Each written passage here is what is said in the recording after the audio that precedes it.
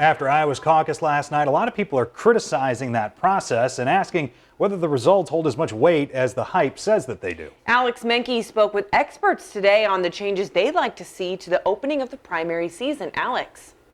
Well, Janice and Bobby, a state government chooses whether to hold a primary election or a caucus. For decades, Iowa's caucus has been first and set the tone for the rest of the season. But could times be changing? Iowa is one of 5 states using the caucus format, and there are benefits to using that old strategy. It's an ongoing discussion, so when you walk in, you're able to hear other residents around you. You're interacting pros and cons of each candidate.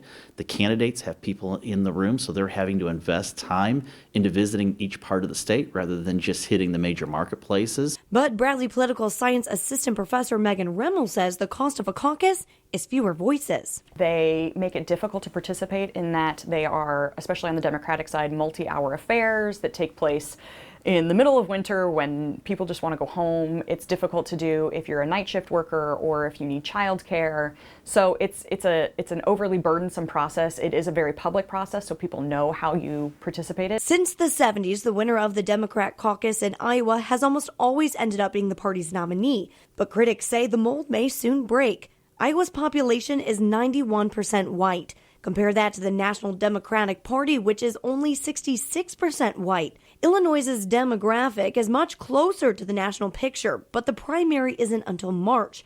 That means it doesn't get as much attention from candidates. If you're towards the end of the cycle and the candidates decided, they may decide not to make an appearance in your state because they need to focus, starting their mindset towards the general election elsewhere. So New Hampshire, Iowa, they're pretty much guaranteed. South Carolina's coming up. They're going to see each of these candidates. They're going to be in their state investing time and talking to their voters. Getting the land of Lincoln a better spot in the primaries would actually be pretty simple. The General Assembly would simply have to pass a bill moving the date up, and then the governor would have to sign it.